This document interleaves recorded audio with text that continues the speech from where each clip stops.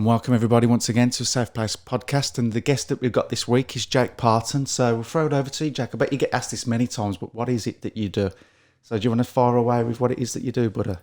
Yeah, I mean, so I'll just break because my story sort of shares not just what I do, but why I do it, who I'm becoming. You know, a lot of people look at things and they say, you know, what can I get out of a certain situation? But the question you want to ask is, who am I going to become? And that's really how things really started for me. So basically, you know, I'm actually from Birmingham, UK. Got no grades in school. You know, after joking around saying you could basically spell fudge with the grades that I got in school. Yeah. And grew up in a beautiful family. My mum's a police officer. My dad works in a factory. And you know, we're gonna naturally tend to do what our parents do. You know, we're going to do. Our children are going to go and do what they see, not what we say. So that was basically me. But instead of becoming a police officer, I became a firefighter at the age of 18. Did that till I was 22. And my dad's, you know, he works in the manufacturing industry. So I followed in his footsteps. And said, Jake, you know, it's great money there. Do that. So I did that. You know, not knowing any better. Yeah. Always been into sports. Got to 26. Obviously, I saw. And everyone's obviously, especially now, it's very apparent that the world's changed and changing constantly with regards to social media. I was comparing myself to others. I believe comparison is the thief of all joy. And you know, I often say most people are an extra in their own movie. That was me. I'm a big Aston Villa fan. Yeah. And I remember going to see the Villa player, and I watched Jack Grealish walk out on the pitch, and I thought, you know, this guy's killing it. But then I had a quick realization that I'm not just in the stands watching the Villa. I'm in the stands in life. You know, I'm basically I'm an extra in my own movie. I want to like how do some people get to live the life that they want and others don't? You know, there must be more to life. So that's when I got myself into like a bit of a mental rut. That's why I love what you guys are doing with regards to the mental health, because first of all, it's important to know that, you know, when you're going through a situation, you feel like you're on your own. You know, you feel like you're the only person in the world and everything's on your shoulders. No one else is suffering. No one else is going through the sort of pain that you're sort of going through. So this subject is very close to my heart because I got myself into a very, very down place. Yeah, I'm talking like got to the point where I literally woke up in the middle of the night and I was gonna take my own life. I'll be honest. And I don't say that to like, you know, woe is me and all this. I say it to say that I fully understand why and how some people get themselves into such a mental state of confusion. Already, mate, it's brilliant having you on the podcast for you to be able to talk about that, because a lot of people, they're afraid of expressing those deep, dark places that they've been to. Yeah, it's like they're embarrassed about thinking that or feeling that, and you know, so to just acknowledge that you've been there and then you come out of it and do something positive, it's what it's all about, isn't it? Oh, it's brilliant. Yeah, it's brilliant to hear that, is, Jack. Yeah, and it's because especially males. Because we've got that ego, haven't we? We've got the ego of I'll take care of you. So, you know, I'm going to mask my problems, and then to be able to sort of play this male role. I got myself into that state, but I couldn't do it. You know, my dad adopted a little brother. Yeah. And I just saw him in my mind. I said, I can't do it. You know, I can't do it. He knows no better. I'd rather be like basically a sacrifice. I want to be a role model to him. So I basically just went the other way. You know, if the old Jake said yes, I'd say no. If the old Jake could say no, I'd say yes. Literally. So it's a proper like 180 degree shift, like wasn't 180, it? like literally, like I was the FIFA king. Sold my PlayStation 4. I used to play football. I played football my whole life. I was pretty good at football. Stopped it. Yeah. Sold my telly.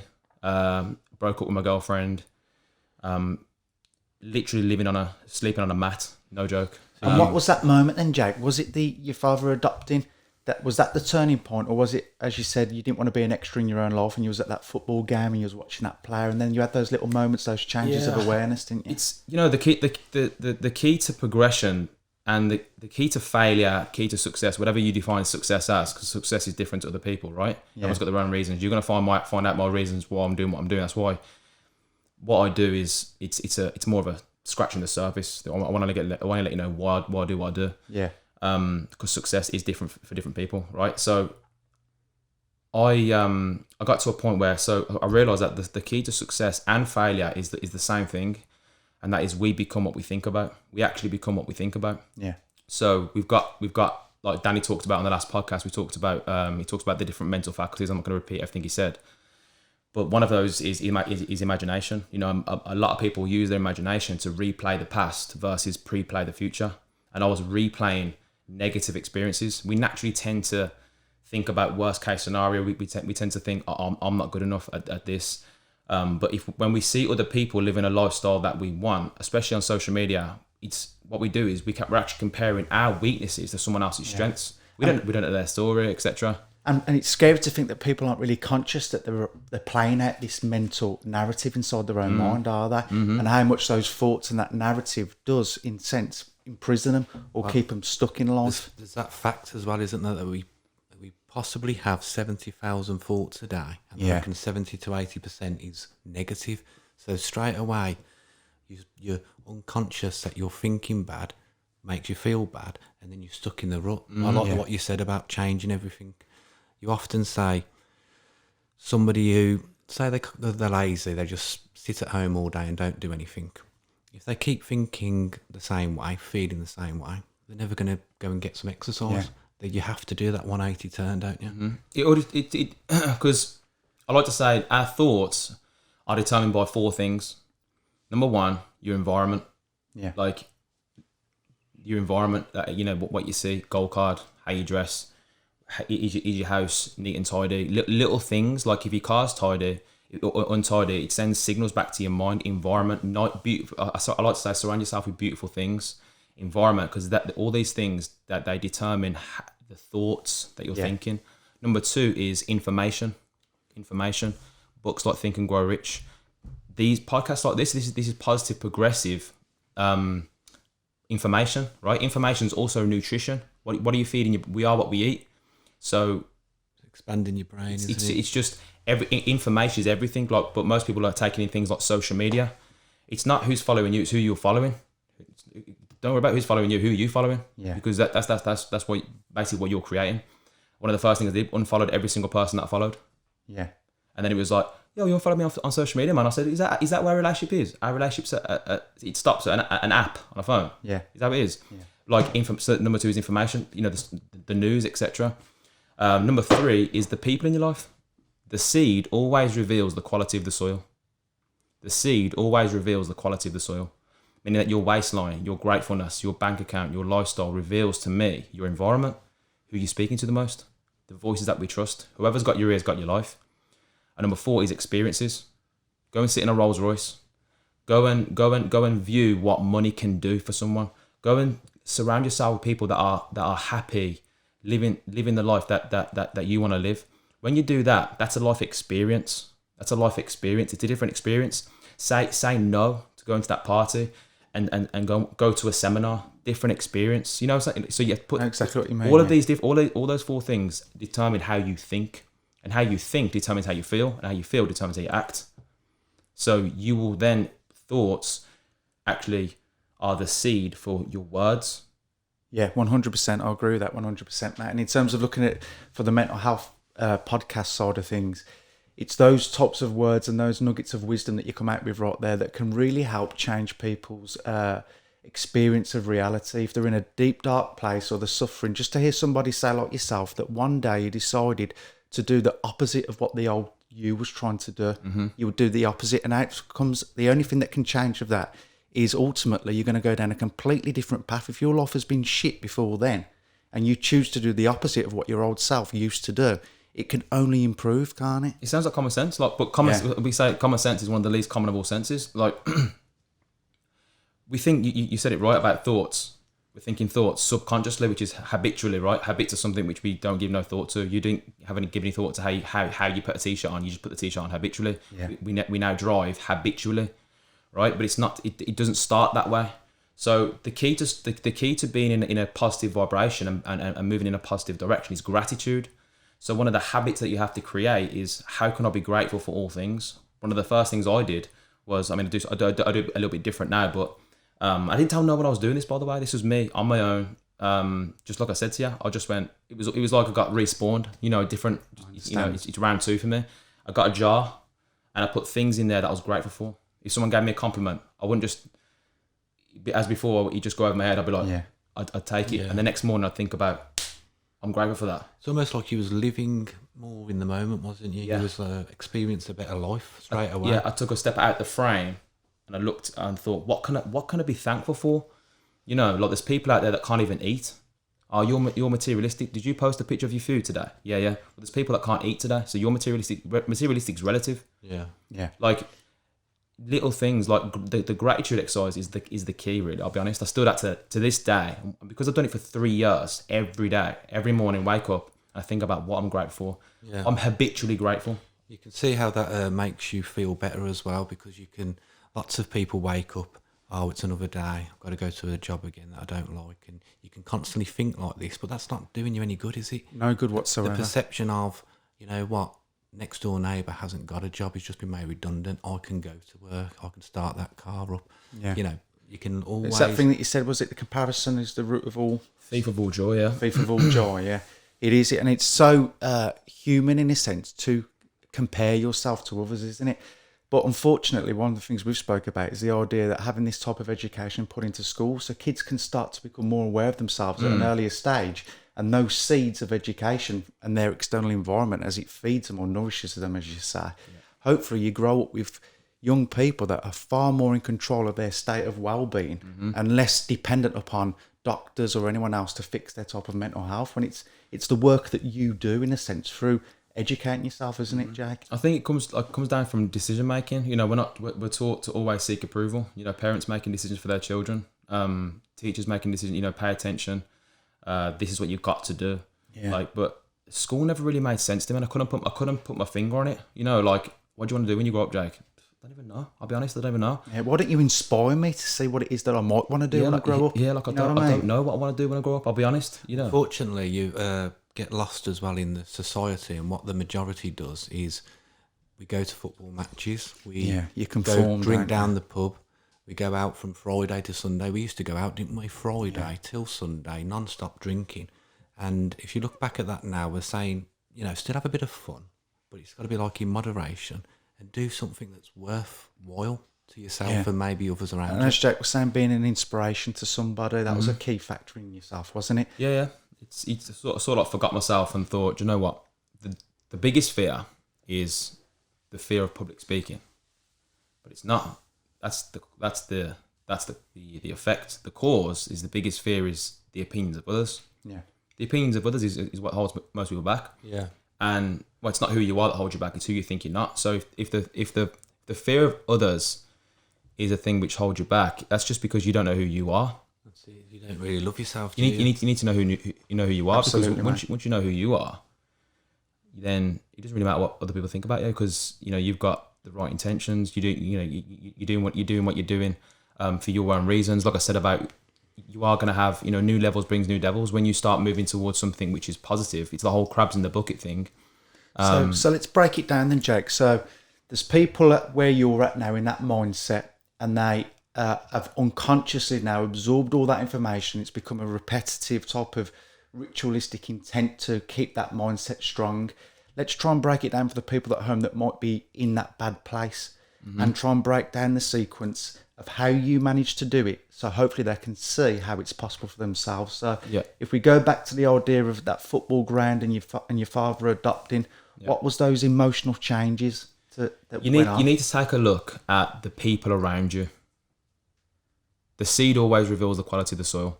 Yeah. You need to take a look at the people around you. So even if this is family and friends, but having a negative effect, you've got to cut the cord. Now let's take it step by step first. Let's get a pen and paper down. Who's around you? Who are you listening to every single day? What are you hearing? You probably heard that saying, as a man thinketh in their heart, so is he. You heard that? Yeah. As a man thinketh in their heart. Well, put a T on the end of here. It spells heart. Who are you let speaking into your heart today? Who have you been letting speak to you? So take a look at who you're around. Ask yourself, do I have a goal? You know, for me to get here, I had to put a postcode in to my car to get here. Yeah. I didn't just get in the car with no destination.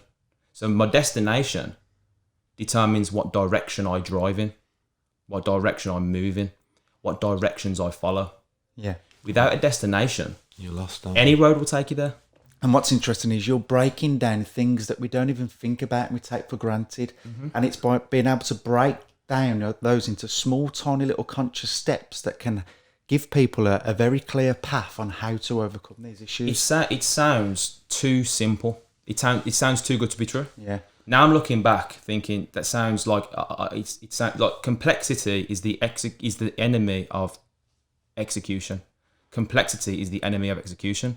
But we're taught in schools to know the how. How stands for hope or worry. Either will get you to your goal. There's like you haven't got to worry about the how. It's what do you want. If you don't know what you want, then you can go hang around anyone you want. You can read any book you want. You can go and watch the telly, read the newspaper, do whatever you want to do because it doesn't matter because you've got no goal anyway. Yeah. So you're living life with no purpose. So being aware of who is in your life at the time and who you're listening to, having a clear goal. Yeah. What else would you say, Jake? What other wisdom have you got for us, mate, that would be able to help people? So, well, there's loads, man. Like I say, it's like a big, it's like a cake. It takes multiple ingredients, but when you find that recipe, it's like automatic success. That's where confidence. That's where confidence comes in. You know, the one thing I've struggled with and still struggle with now. There's certain days when I'm motivated, and I don't even feel like I am motivated, but I do a lot of stuff. I can do like all my work and tasks and feel good and do them comfortably. But I don't really know where motivation comes from because other days I know that I've got to do something and I can't be bothered. It's a day that I want to just watch TV and lounge around and I just give myself a day off. So what can you say to somebody like, how can you get that motivation? Because it seems to me that you're either motivated or you're not. It's not something, there's no sort of switch for it. Yeah, I think so. Where there's no vision, the people perish. Motivation is basically seeing yourself in a brighter light. It's use your imagination to see yourself in a bright. If you can't see yourself in a better position, you're not going to be motivated. If you don't know, because it's again, it comes up to, do you have a goal? Is it a goal or is it a wish? Why? Like for me, first of all, it's never always going to be fun, but it's always going to be worth it. Like with me now. If I don't work out, I got to a point where, motivation, I was motivated in different areas than I was others, So one of my things was I need to look good, feel good. So working out was a big part of my life. I did competition back on stage in 2015, which I didn't even share in my story, which I was doing for other people, not for me, where I got myself into this crazy shape. And it was like, I was really dragging myself there, got myself on stage and for no reason, for everyone else, not even for me, right? Yeah. I didn't have a vision for that. Now, what I've done is I put on my fridge, I am in great physical shape, living an active, healthy lifestyle. And then underneath I put why. And I put like 5 or 6 bullet points. Then I put another why. 5 or 6 bullet points. Then I put another why. You see how deep I'm going? Yeah, it gets to the point where if I don't train today, I can't retire my mum. If I can't train today, I won't have those, I won't impact over 1 million people with my YouTube channel. So like, where does your fridge magnets go though with all those walls? Yeah, you know what I mean though. Like that's it. So but that's how you got to wire yourself. Most people will say that's ridiculous. That's why most people don't live the life they want. You know what I'm saying? Yeah. So one of the first things my mentor said to me was, Jake, if you ever want to be successful, observe the masses. Do the opposite. If you see 9 people walking that way and 1 going that way, always follow the 1. Yeah. I think you said there was it might not always feel good, but it will be worth it. Always. And that makes a lot of sense in terms of usually when people are trying to get themselves out of difficult emotional states or mental states, doing the hard thing doesn't feel like anything that they want to do, is it? But it's over priority and pleasure and priority in a sense that we're looking for the immediate pleasure of now. And sometimes if you're depressed, it's a lot more pleasurable to lie down and be in the depression.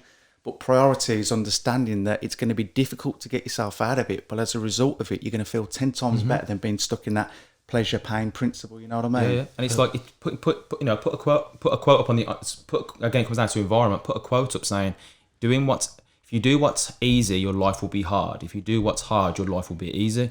What does easy look like? Vision board. What would it look like? Yeah. Close your eyes for 10 minutes every single day and visualize the goal already achieved. How does that feel? The more you do that, it starts to become your new reality. Yeah. The new place that you live from. That's where confidence comes in, because the more you do it, it's like repetition. You can't go to the gym today, have a six-pack by the weekend. No. You can't training for 6 hours on a Saturday is not going to get you as good results as training for 6 hours 1 hour every single day for 6 days. And this is like instilling that common sense process into it, into getting people to understand that, yeah, it does sound ridiculously too simple, but it's effective. It works, small habits until it becomes your nature. Yeah. You know what I mean? Yeah. You do something now, start it off an hour every day and start to do these things that you're saying, and then you start to feel better in time, and then you probably don't even think about half of the mindset stuff now, do you? It's just natural. Just there, yeah. It's part of you now, isn't it? You start to just win. You become a winner. You just be, and no matter what you do. If something does come out, and I think I asked Danny this as well, if something comes out of the blue and does hit you, and you probably have memories of this bad place that you never want to go again, what's your first initial thing? Danny said, I think he goes back to basics, didn't he? Yeah. What's your sort of plan of action when something just surprises you and you feel a bit low? It's just realising that by me not taking action on my goals and dreams, I don't know. Like, let's say for instance, I woke up this morning and I didn't feel like coming here. That's selfish. Because someone may need to hear this information. So I take myself out of the equation. I talk to myself. I'm like, I call myself out. I'll be honest. How powerful is it though, as you say then, Jake, when you can just let yourself go and do something that is for others? Well, it's a liberating place to be from, because that can really move you forwards. The old you that may not want to come here today, for obvious reasons, there's all these comparisons are running through our heads, and we can get inundated with negative thoughts naturally. But it's the idea, hold on a minute, this isn't about me. No. If this information can get out there and help somebody, that's what it's for. So boom, you find the energy, you're here, and as a result of it, the reality's changed. I think that's brilliant, because you show that you're not just in survival mode, you're in living mode. I want to live for others as well as yourself. I mean, I think people who are depressed and anxious and have these problems are accidentally selfish. They don't mean to be, but they're just in survival mode. They're in survival mode, yeah. They hurt people around them, and they don't really care how they feel about their condition. And like you say, when you get to the point where you wake up and you're doing stuff for other people, that's just brilliant. And it's like we attract everything. Our results are an expression of our level of awareness, right? So our outside world is actually a representation of our inside world. So how do you change your outside world? By changing your inside world. So you need to study books like Think and Grow Rich, because books like this teach. It's good. The word rich means realizing I create happiness. It's not rich as in money. Like, it's not, money doesn't make you happy. I'm just talking. Money's a tool and a resource used to express your uniqueness as a human being. You all are good people. If you have more money, you do more. You do better with good money, right? Yeah. You do more. So if you're a bad person, you can even worse person. What I'm trying to say is you need to study who you are. The mind. You haven't got a mind. You haven't got a mind. There's one mind. Our brain is not our mind.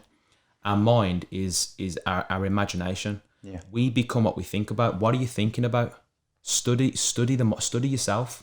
Yeah, and it's something that we always say here on this podcast, that is, isn't it? It's one of the greatest things that you can ever do for yourself, that is. Study yourself, become aware of yourself, and it'll only open up doors for you. And some of them doors are actually scary, aren't they? They are. They're going to be scary. They're going to make you feel like an uncomfortable sort of area that you don't want to go through, but just go through the door. It's not that bad. It's bringing us pretty much close to the end of the podcast now, Jake, but we really want to thank you for coming here today and sharing with what you've been through, especially when you're speaking about that you had the suicidal thoughts in the past, as Craig has done, as I have done. We've all been there, you know what I mean? And it's really brave and brilliant to have somebody on the podcast like yourself who is successful and has got such a strong mindset now and has done all the internal hard work coming from a bad place. Yeah. So thanks. No worries, man. And the thing is, well, we didn't answer the first question which you asked me, which is what do I do? I do network marketing. It's what everyone does anyway. It's basically I earn income from helping other people by whether it's their mindset, whether it's their health, whether it's their wealth, whether it's just being a part of community. I do what every single person on the planet is already doing what I'm doing. They're just not being paid for it. I don't get paid. I get paid to consume drinks, healthy supplements and help other people do the same thing. Like most people, their smartphone is only bringing them a bill, not a check. So I like to help it. 96% of the population are trading time for money because they don't know another better way, right? So I show people how to start their own business from scratch and build up residual income by helping other people do the exact same thing. The reason why I do that is because it's a personal development business with a compensation plan attached to it. It's all personal growth. It's personal development. You grow you, so I can grow you, so I can grow you, so I can grow you. Yeah. That's all it is. That's why it's the mission has always been the same, but the method's changed. First it was Procter clothing, making hats. Then it was making desserts, sending the desserts out with law of attraction stickers in. Then I realized that, wow, like in traditional business, there's high overheads, low help. In network marketing, it's low overheads, high help. Okay. So that's why I joined network marketing, because it's a personal development business with a compensation plan attached to it. Okay, and thanks for sharing that, Jake. And what we'll do is we'll get all of Jake's information on the link below in the description when this video is released. So make sure you get in contact with Jake if you want to discuss any topics like that. So thanks very much, everybody. Amazing, thank you. Right.